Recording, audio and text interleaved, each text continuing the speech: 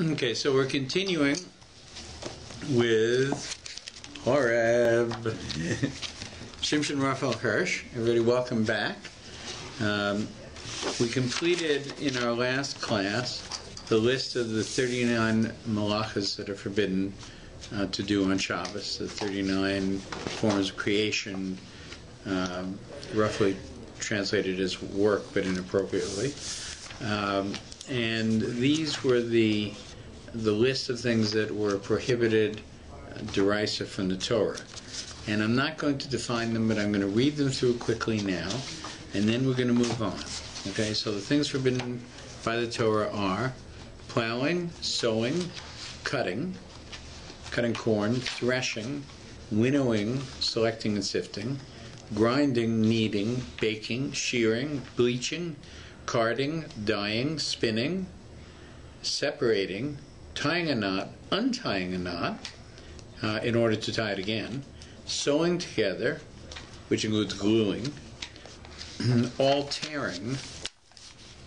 Let's say if not done with merely destructive intent. So if you had like a, I don't know, plastic bag. We're going to come to this in more detail. Okay. Right? All of these have notes attached to them. Okay. I'm just reading the list right now. Okay. Catching game, that's trapping, slaughtering, flaying, treatment of the skin for leather, scraping the skin, marking out the hides, cutting, writing, erasing, building, demolishing, kindling, extinguishing, kindling meaning a fire, extinguishing a fire, or lowering its heat, beating with a hammer, carrying from a private to a public domain or vice versa. So that's the list of forbidden activities, forbidden creative activities that are prohibited by Torah law. Now beyond that, there are many, many toldos, children that come from these laws, and they're defined generally as shvus, meaning they're kind of fences, ordinances. They're all rabbinic decrees that derive from this. In some cases, they're fences. In some cases, they're more detailed definitions. And that's where we find ourselves today, talking about these things. So we're on page paragraph 149, page 68. Additional notes. And now what Rav Hirsch is going to do is run through many of the malachas with the leniencies and the stringencies attached to them, mostly rabbinic decrees. We shall now mention a few matters, some of which need to be noted from the practical point of view.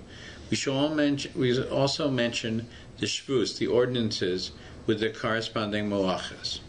Okay, so we begin with sewing. Sewing. And the purpose of this is twofold. One is to understand why it is what we do and where it's derived from, the kind of diagram of how these things grow and how they affect us. And the other is just trying to keep Shabbos properly. And as Rabbi Reiters has pointed out a number of times, it's not that easy to violate Shabbos derisa today. It's not that easy? It's not that easy. It's not that easy. It's easy to violate it rabbinically. Oh, okay. Derisa is much harder. It involves a certain amount of planning in order to do it. Derisa means the actual written. The Torah law. So let's look at examples. Sowing. One should not scatter seed on untrodden. This is not sowing with the E, it's sowing with an O, planting, seeding. One should not scatter seed on untrodden places which are liable to become wet or soaked, barley or wheat in water for a lengthy period. Likewise, one should not place in water flowers which open up in water, nor water them. But this is allowed with edible herbs to stop them from withering. So, what is awkward, these all have practical meanings. Somebody comes to your house and it's already Shabbos, right? And they bring you a plant in a container, right? no problem. You just say thank you, put it aside. There it is. They bring you cut flowers, right? Like it's roses, not proper. Yeah, like roses, right? Once Shabbos has begun, it's not appropriate to put them into water. Right? This is a significant issue. So, what do we do with it then? And, unfortunately, in that situation, it's best to just put them in a dry vase and thank people. Hopefully, they'll understand. How are you?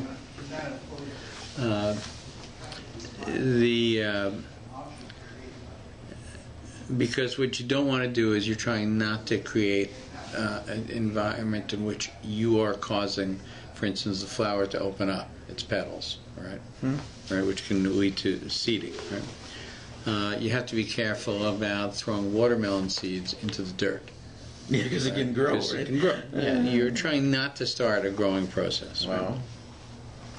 Let's look at the malacha of cutting corn. Right? To pluck off moist excrescences from vessels, to pluck a plant from a perforated flower pot. Right? So you have a flower pot, it has holes in the bottom, right? And you have a plant in the dirt, right? You shouldn't either take that plant out to replant it, but even you shouldn't pull anything from it. Well, one note that I left out in the previous one was that herbs, which would be ruined and that are edible, right, you can keep in water because they're part of achila, they're part of eating as well. Right? That goes back to sowing. So, to pluck a plant from a non-perforated flower pot, changing its position from the ground to the wall and vice versa. You can't do that. And to climb upon, move, or make use of any plant which is still firmly in the ground. Right? So you shouldn't climb trees. Climb trees, yeah. Shouldn't climb trees, right? Yeah. To smell plants used for eating is a shvus, is a rabbinic prohibition, but not plants used for scent. Right? So if you're walking through and you see roses, it's appropriate to, you can bend down and smell the roses. Right? But should you be smelling, say, esrogim that are connected to the plant? No, you shouldn't, to the tree. If they're not connected to the tree, you can smell them, but if they're connected to the tree, you shouldn't. Right? To eat or even move fruit which has fallen on the Sabbath. So you can't pick fruit from a tree, right? But even if it's fallen on the ground, you shouldn't pick it up and use it, right? To place cattle on a meadow and to walk on grass. Now, the walking on grass is an interesting question, and we'll come to it in more detail later on. But generally speaking, it depends on what the intent of is walking on grass. If you're walking on the grass in order to get, say, to shul, right, and it's cut grass, it's not as big a problem as if it's tall grass and you're making a path by walking through it. I don't know if you've ever gone camping or as a kid in camp, sometimes grass gets very, very high. Yeah. Right? And it's sort of fun to walk through it and push it down. Right? That you shouldn't do on Shabbos. Right? But a regular field with grass in it, or a bank, like or a lawn, for instance. A lawn, there's no problem walking on. Yeah. I mean, you shouldn't be walking on it, for instance, in order to aerate it. Yeah. Right. This is a problem for women with high heels. Oh, because they're making holes and it's aerating it. Right. It's a concern, but their purpose is not to aerate it. Their purpose really is to get from place A to place B. In which case, we don't consider that to be a real problem in that situation. To pull out loose plants which have been stuck into sand for preservation without the intention of making them take root. Binding sheaves. So this is again a malacha that's a part of the harvesting, right? To press out wine and oil and oil berries. So one of the problems that sometimes happens is that people will gather grapes together, right, and put them in a bag. Grapes. Grapes. Okay. You harvest grapes on Thursday. Okay. You put them in a bag. You're going to press them into wine, right? Oh, you're going to buying grapes. Yeah. Okay. Yeah, you're going to make wine out of them or grape juice, right? But you don't have time to do it before Shabbos, so you put them in a bag, and the bag is hanging up so that no bugs get at it or anything like that. And naturally what will happen is you'll see that there'll be liquid dripping out from it, right? So you have to be very careful that you're not involved with causing that liquid to happen. It's important, right? If it happens, the avid, you can't avoid it, right? But you shouldn't be doing anything to process it at that point. So milking for the animal's sake, this is permitted through a non-Jew, but the milk may not be drunk on the same day, right? And you're just doing this to prevent suffering to the animal. That's really the purpose of it. There are some who hold the best thing to do is just to milk onto the ground itself. If you can't find a non-Jew to do it, right, you don't have any benefit from it, and you're avoiding sar b'al-chayil, pain to the animal. Yeah. So in that case, you would milk the cow, but it would just go onto the ground.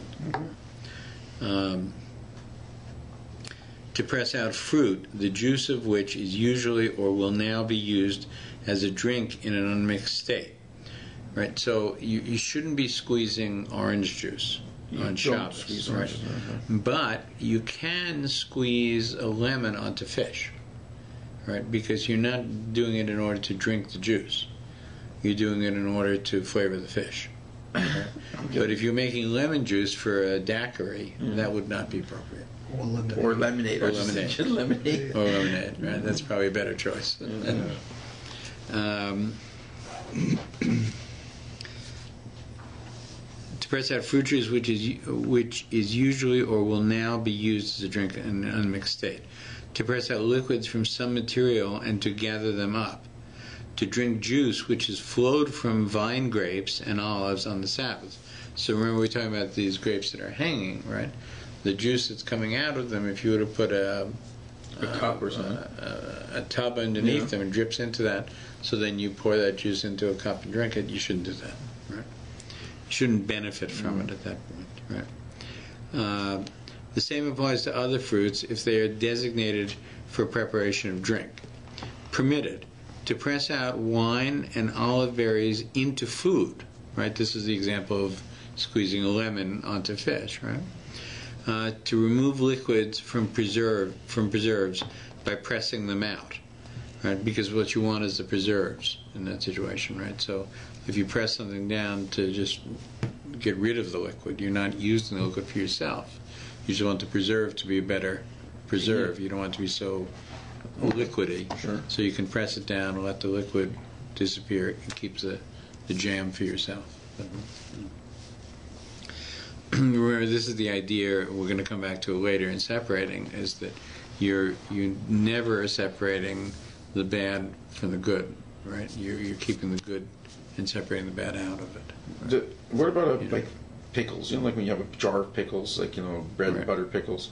That's in a liquid, but it's just pickles.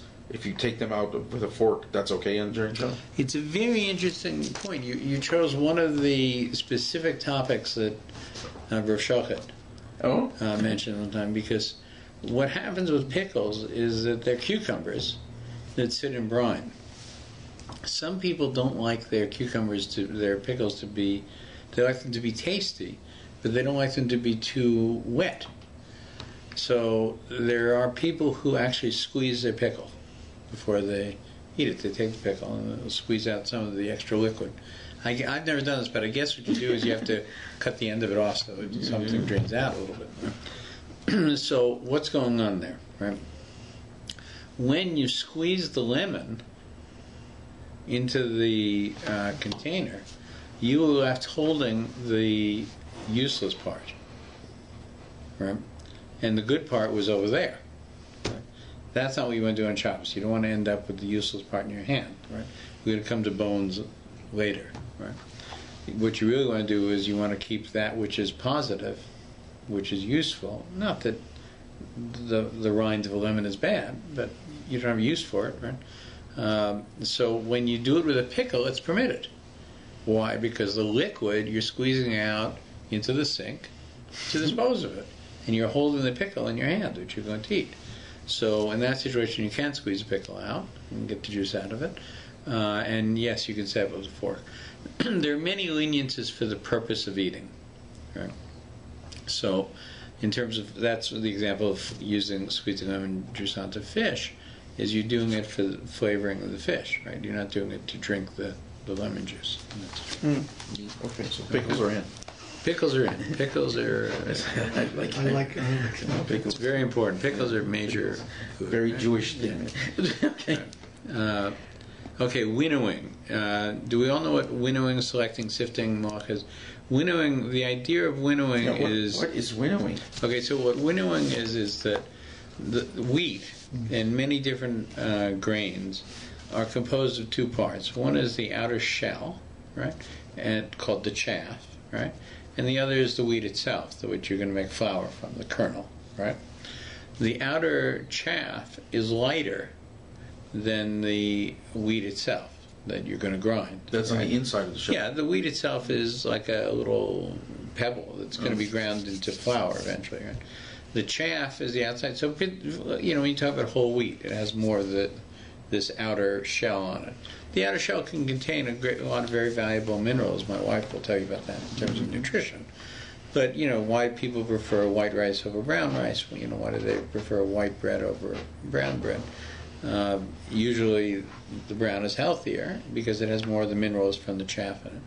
In any case, the process of winnowing is this: is after you've dried the product, right, when the wind is blowing, right, even lightly, right, and you throw the produce into the air from a large,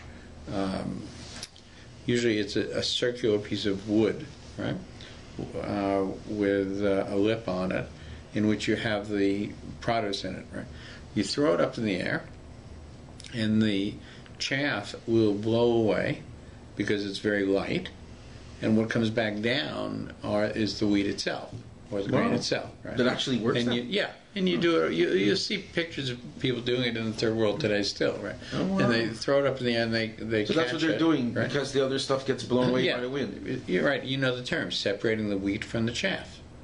Okay, I know Have you heard that I'm not a expression? farm person. But you heard that expression. Yeah, of course, right? yeah. So yeah, when people say separating the wheat from the chaff, what they're saying is getting rid of the useless things in order to have the valuable, right? We're separating the wheat from the chaff. But when they throw it up in the air, the wind is enough to blow away. Yeah, a light wind is enough to take the chaff away, but the wheat itself is heavy enough that it falls back down into the saucer, this big saucer. Cool. So, I mean, they do it obviously mechanically today. Yeah. But in places in the world, they don't. They dry it. But when that thing, the wheat and the chaff thing, is taken off of the stalk or whatever, and as soon as they take it off the stalk, then it can separate. Or I don't understand how this works. There's a beating process that goes on to loosen it. There's a threshing process. It's a whole process. I mean, it's one of the they say that in Gan Eden, right? That bread grew on trees. Right? Because, what we do is we go through a very famous story about Titus, I think it was Titus, and Rabbi Akiva, and Titus made the point that, if your God is perfect, why, do you go through all this? God makes things perfectly, doesn't it? And he was really arguing about bris milah, circumcision. The implication is, God makes the world perfect. Why would you need to do a circumcision on anybody? That's how they're supposed to be, right? And Rabbi Akiva suggested that he chomped down on some wheat, right? The emperor or the general, because after all, that's how God grows it. It must be fine, right? No, we go through a whole process. We harvest it, we dry it, we grind it, we winnow it. That's a good answer. Go through the thing. And this is actually an essential, very important understanding, is that, is the world perfect? Right? This is an awful question. Look at all the ills in the world, the disease in the world, the natural disasters in the world, all those things. And our understanding is that the world is perfect for the purpose for which God made it. Right? Which implies that, with very few exceptions, by the way, there are people who are born with a bris milah. Historically, Noah even was nowadays. one. Yeah, I think so. I don't know. Noah was one. And Moses too, right? Moshe as well. Yeah. But generally speaking, the world needs perfecting, right? And we're going to come to this later with when we get to the parsha. But it's the point of it is all of these things: the winnowing, the selecting, the sifting, These malachas are all things that are involved with separating that which is not edible from that which is edible, in God's world. So let's look at those things. I have a question. Yeah. I've been thinking about these different activities of separating and joining. So if we don't do them, should we do what Hashem does at the end of the 6 days? He looks at what he did in the previous 6 days, says it's good, blesses it. Is if we're not winnowing out and separating out, and we're not joining things together to make something, then are we supposed to be conscious of what we had done and to look to the future? Is the holiness part, the spirituality part? I think that there's a danger in what you're suggesting. I'm not suggesting, I'm asking. Okay, so the difference between what we've done and what God has done during those 6 days is that we've done probably a lot of mundane stuff. And because, we have to work hard 6 days in order to manage life. And our spirituality is heightened, through prayer and through mitzvahs. But a lot of what we do during the 6 days, we can look back with comfort in the accomplishment of a task. But I somehow don't think that is really, let's say you're a banker, right? So, or actually, let's say you're an accountant. Well, an accountant, right? This is crunch time for accountants, right? They have to, but April 30th. What do you mean for taxes? Yeah, April 30th. Sure. So this Shabbos, are most of the accountants sitting back saying, well, let's review, how many returns I got in this week, because it's Shabbos, it's a good time to look back on our work, right? No, actually, it's time to say, I've done the weekday work, right? Now I can focus on why I did the weekday work. Now I can focus on my family, on my relationship with God. I can put that away, right? And develop, one of the points that the Medrash makes is that there's an idea of, I think it's a Medrash, that a person has a military force, and they're mercenaries, and they have to be paid every day. Otherwise they could switch sides. Because they're just in it for the money. Right? So there's a paymaster, right? At the end of each day, he goes and gives each guy $10. Right? Now he doesn't give them $70 because they should take off with the money too. At the beginning of the week. Every day they give him $10. I'm picking the number 10. Could be 100, could be 1,000, could be $10. Now he doesn't have an endless supply of money, so he's going to run out of money at some point. Actually, he only has enough money for each week. So on the last day of the week, second to last day of the week, he gives the troops $20 and says, I'll see you in 2 days. Right? And he goes and gets the next week's money on the following day. Then when the first day of the week comes, right, he starts the process again.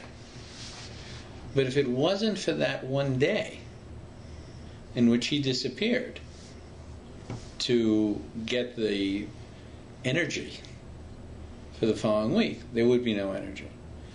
Now, the representation that we have of that, of course, is the mun. Right? Is that the mun fell twice, double portion on Fridays, but not at all on Shabbos. Right? Which is an indication to us that something is going on Shabbos that's different than everything else. From our point of view, I don't think that Shabbos is, God's review of the first 6 days and his analysis that everything is good and that he now could cease from creating on that seventh day is very different. But if he didn't stop creating, he wouldn't have been able to contemplate what he had done, and it was good. No, he would have been able to. He's God. Well, he's gone. Right. Yeah. So he would have, but He chose not to. the end of the sixth day is the end of matter coming into the universe, the building blocks of the universe. As we know, physicists will tell you there's no new matter in the universe. Matter expands, it contracts, it changes its shape, all kinds of things, but there's no new matter, right? Whatever the matter of the universe was, always was there, right? It could have been the size of a golf ball, a very heavy golf ball, right? Or a much lighter universe, right? But matter didn't change. On the sixth day, God sealed the deal, right? That was when he stopped creating matter, right? So the next 6 days, right? This is a very important point to understand. The next 6 days are not like the first 6 days. The first 6 days are unique in creation. That's a good point. It says when Hashem created the world, he looked at it and he said it was good. He said it actually each day, right? On Tuesday he said it twice. So what does that mean? What? That it's good. It's moral. It follows his halachas. That it is as he wishes it to be, I would think. So we'd have to follow Torah. Yeah, we have a concept that God looked into the Torah and created the universe. So if one looks back on one's previous 6 days and says, I followed halachas, I followed Torah truth, and it was good that I did that. Yes, I made money as an accountant, but I helped people and I was honest. Is that following Hashem? Yeah, I think that I think there's a difference between. This is really personal opinions. Okay, I'm not giving you a authoritative view. Is that God's creation of the universe in the first 6 days and his maintenance of the universe thereafter is one universe or one sphere of activity, right? Our role in each of our 6 days and Shabbos, right, has much in common, but much different as well from God's, right? In the sense that whatever God does, first of all, is flawless. God is not challenged by events, right? God knows the results of events in advance, right? And he has a complex plan for the world, right? And he gives us rules to live by. Our relationship to this is, yes, we definitely distinguish the Shabbos as different from everything else, right? As a time for contemplation, as a time for generation, as a time for analysis, as a time to improve. It's whether it's Rosh Chodesh or specifically in Shabbos, it's a great opportunity to look back at the previous week and look forward to the next week, having in mind an analysis, a halachic analysis, a spiritual analysis of how did that week go. Very often during the week we don't have time to do it. What do we say? We look and say, okay, got to daven Shema now, right? So we get to it, we do it, right? And I got to do this and do that. Yeah, and now I'm going to do these 3 things and then mincha, right? So I am going to do the things that I'm required to do, right? I'm not going to, I'm not going to steal, I'm not going to cheat, I'm not going to, all the things that I know that I should do and all the rituals that I know that I should do, I'll do them, right? And I can check them off that I did them. We do it with young children. We have little charts with stars on them. Did you help Mama today? Did you wash your hands properly this morning? Right? The rest of us continue to do that all our lives. Right? To some degree, we're forced to do it in a more robotic form during the 6 days, because a lot of our creative energy deals with things that are not part of the rituals. Our rituals may not be creative at all. If we have a moment to really focus on one of the elements of Shemona Esrei, as we're saying it, because we're concerned about somebody's health or somebody's pranasa or our connection to God, whatever it is, are we making wise decisions? We may have that moment in the Shemona Esrei. But they're davening chakras in 24 minutes. You're racing, right? When Shabbos comes, there is a different quality. It's not competing with your mundane requirements. It's more encompassing rather than separating out. Yeah, that's right. And it also creates a perspective, for everything. I mean, if you don't have Shabbos, I can't speak for everybody else. I can speak for myself, right? If you don't have Shabbos, there is no moment of recognition. You just go from item to item to item to item to I don't item. know how a world can go on without continuing separating and joining together as we create. I'd get tired. I would be exhausted. Well, people do, right? And it's very dangerous for Jews. It's very dangerous for Jews. I have to tell you, because without having an enforced break, we don't take a break. That's so. Yeah, we are I love Shabbos. I look forward to it. I love Shabbos. Especially now with my way I do for a living. I look forward to Shabbos when Debbie makes. We have our meal and we go to shul.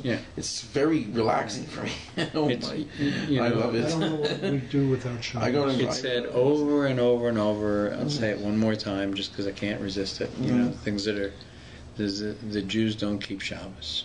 Shabbos keeps the Jews. And it's true. I mean, I don't think that I would be in front of you today if it wasn't for Shabbos. Me too. I don't think so. I would be where I am. Because you gotta. It's a great way to just relax. Yeah. You don't do. Okay, you go to shul and you can study and read, Torah.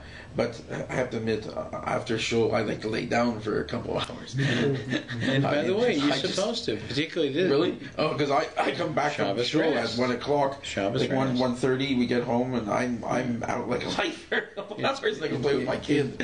I love that. I don't answer the phone and on nothing. This is like fabulistic. It's very good. We need the rest, right? And also, I mean, particularly with the long Shabbos, right, we have time. People talk about recharging batteries. I'm uncomfortable with the term. Recharging batteries. But I think really what you're doing is you're, refilling a gap in your life, a major gap, which is really that which sustains you. Those of us who are fortunate to have families, right, look at our families and say, that's the reason, right? But the family, the marriage, the children, right, are all a mashal for something even greater, which is this unique connection with God. How do we relate to God as a master, as a king, as a father, as a brother? All these things are. That's why these relationships exist, actually. That's the only reason for it. God did not have to create husband and wives. He didn't do it with animals, right? They're kind of relationships, but a cow and a bull, it's when time has passed, time has passed. Right? But God created, marriage to understand the relationship between Israel and God. There's no other purpose for it. That's really the essence of it. Let's move forward a little bit further, and then I want to go on to Bechor Kosai. So let's try and finish the winnowing and selecting, okay? Winnowing and selecting in any way with sifting vessels is forbidden. So the idea of sifting flour, I don't know if people still do it. Where you put flour in a sifter and you have this thing, right? What does it mean to sift flour?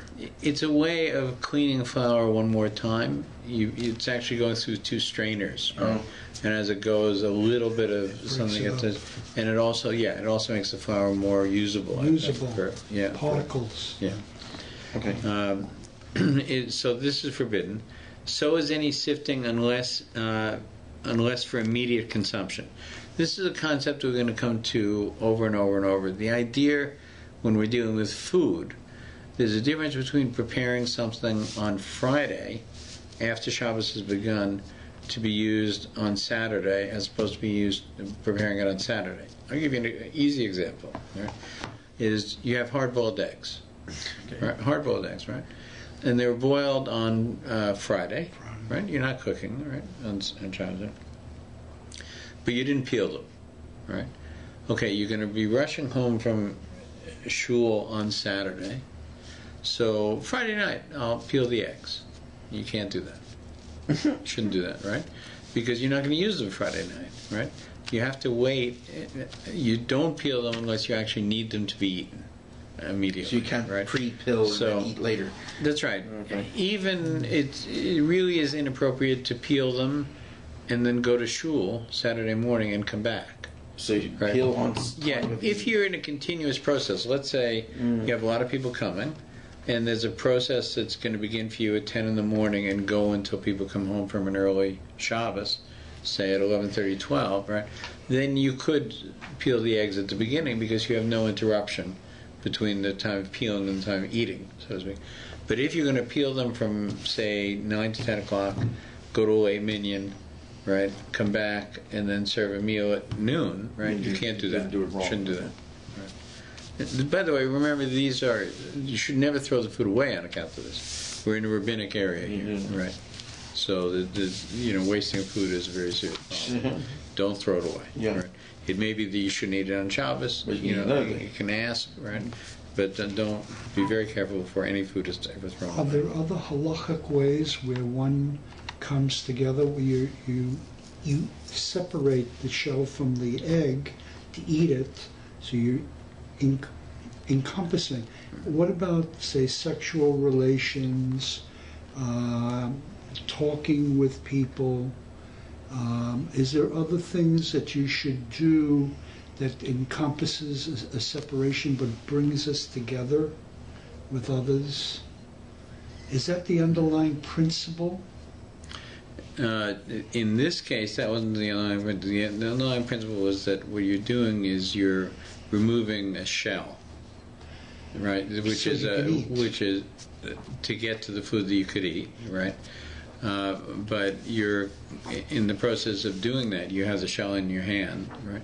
So there's a question of, am I separating the good from the bad, the bad from the good, right? There are leniencies when the food is about to be eaten that don't exist if you're preparing for 2 meals down the road, right? That's really what it's about. In terms of your question, I'm not sure that I completely understand. Yeah, are there other things that we can do that make a separation, like between an eggshell and an egg? Yeah. So that we can join with others or have a... Well, this was actually my point, is so many of the things you'll see that we have here have to do with eating and apply to eating, and we'll go through it, that there are leniencies in terms of many malachas for food that's about to be eaten. Whether that exists for other activities or not, I don't think so. Say for sexual relations between a husband and a wife. But I'm not sure the question. We understand that it's a mitzvah to come together on Friday. On Friday and Shabbos. Yes, that's right. That it is a mitzvah to do that. And that has to do. I mean, there's references to this as part of Kegavna, which we talked about before. There's an idea of the universe, coming together all in a positive way, on Friday night. That's a very special quality, and that we reenact what's going on in the universe in that situation. Oh, that's a heavy one.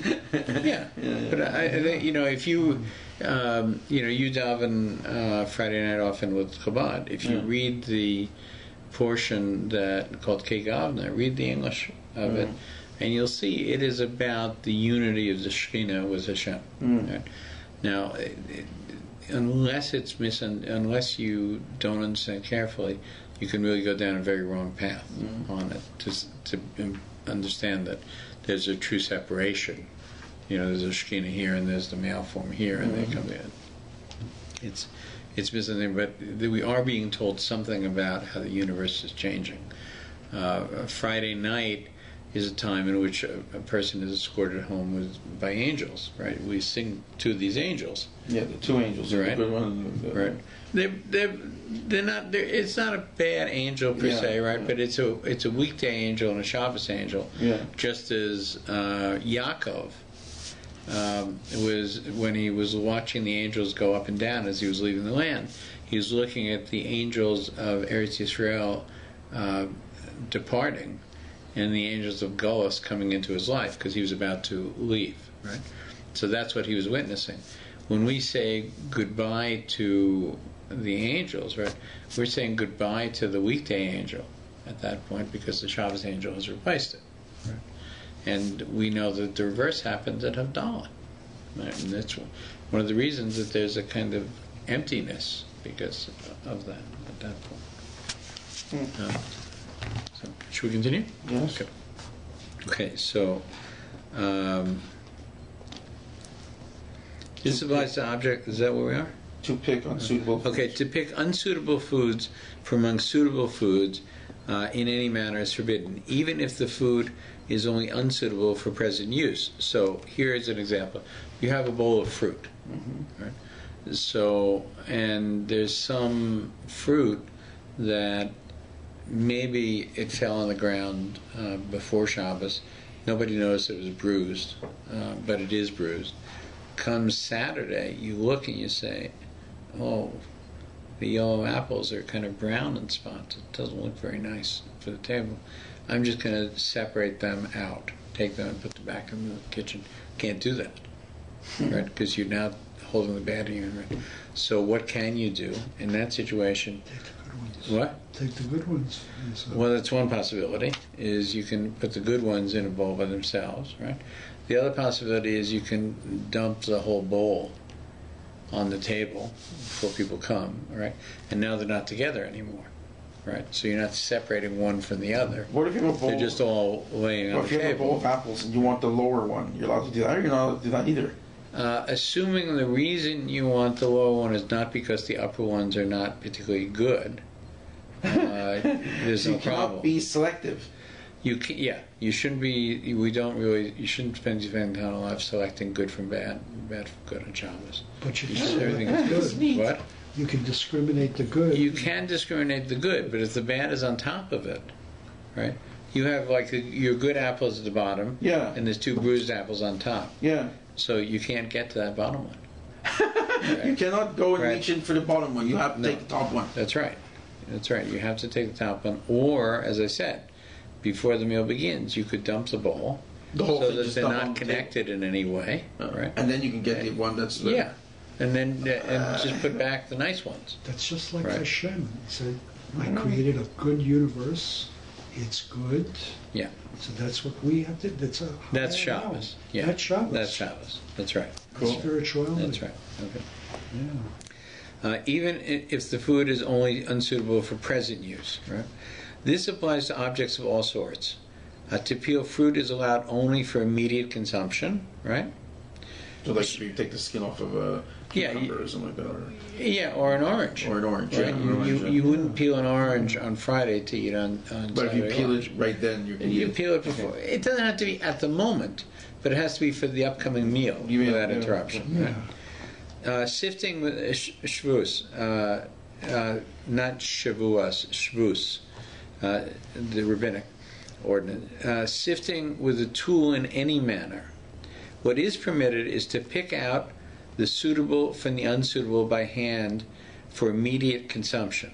Right? So he's saying that you can do this, that you could pick out the suitable from the unsuitable. Right? So you can't remove the unsuitable, but you could take the suitable. Right? And cracking a walnut. For that, sure. Yeah, absolutely.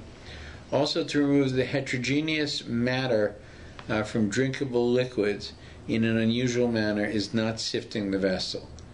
That is to say, if you poured something, let's say there's something sitting on top of your drink, right? Bugs, right? So if you pour with your left hand the liquid and leave the bugs behind in the glass, that's called a shinui. That's doing something in an unusual manner. Right? Then you could drink the other liquid in that situation, right? To put water upon yeast, which was put into to a sieve before Shabbos, to pour off the sediment till it only drips. Every sifting which is itself caused by drinking. Every sifting which is... that is to say, if you can also sift with your teeth, basically, as you and spit out. Right. This is true, for instance, when you're eating watermelon. Right. You can't. One of the problems. It's a very big problem for people in summertime. Right. It's inappropriate to cut a watermelon and take the seeds out, because what are you doing? You're taking that which is not edible from that which is edible. That's right. Yeah. But there's no problem with biting the watermelon and spitting out the seeds. That you can do, right? Because you're doing it through eating. Yeah, okay. So we're going to hold it here. Yeah. Okay. Very good. And at grinding. At grinding. It's a different kind of separation than during the week. Absolutely. So you cannot. Okay, let's say you have a piece of watermelon, not a seedless one, the ones that have those black seeds. Yeah. Debbie buys the seedless ones, but those one with the black seeds, if you're right in front of you, you can't pick out the black seeds and then cut. No, you can bite the watermelon, swallow the liquid, and spit out the seeds. Yeah, you can't remove the seeds. Even if you have a sliced piece, and the seed's right there on the top, you can't flick it off with your knife. You have to. Yeah, you're on the edge of something there, right? But you can't dig it out and get rid of it. Okay. And this, by the way, explains what gefilte fish is about, right? Because here's your problem, right? I serve you a piece of red snapper, right? And it's bony, right? Delicious fish, but it's bony, right? So what do? Normally you would remove the bones and eat the fish. Oh. We can't do that. Right? Oh. Right. So what do? Right? There's two possibilities, right? One possibility is you take the bone, right, and you take the fish off of it through achila, through eating. You put it in your mouth, suck it out, put the bone down, right? That you can do, right? The other possibility, and this applies with other kinds of bones too, is you don't separate it completely. You leave some of the meat on it, some of the fish, some of the gristle, some of the fat, whatever it is in the bone, right? So you're not completely separating it, right? When people used to get milk with cream in it, right? So it said that on Shabbos you can't separate the cream from the milk. It's not an appropriate thing to do, right, on Shabbos, right? But if you pour out the cream with a little bit of the milk in it, you're not really separating it because it's still mixed, right? The truth of the matter is I think it's impossible not to do that. To either leave some of the cream in the bottle or some of the milk with the cream. I think it's going to happen, unless you have an absolutely remarkable skin. Once went to another shul, I won't mention names. But let me just finish the one thing. So gefilte fish solves this problem. Gefilte fish is a fish that has no bones. That's why it's perfect for Shabbos. Has no bones? Gefilte fish. Right, it's a fish that's processed. Oh, processed. Right? Yeah, I thought you saying it came from a fish. No. Gefilte fish is when we eat gefilte fish. It's made from a number of different fishes and spices combined together. But the point is that it's a perfect Shabbos fish because you have no separation involved with it. Right, you can eat the whole fish. You don't have to worry. Did I get a bone? Yeah. Right? That's why gefilte fish is the way it is because you can eat it on Shabbos, not worry about separation.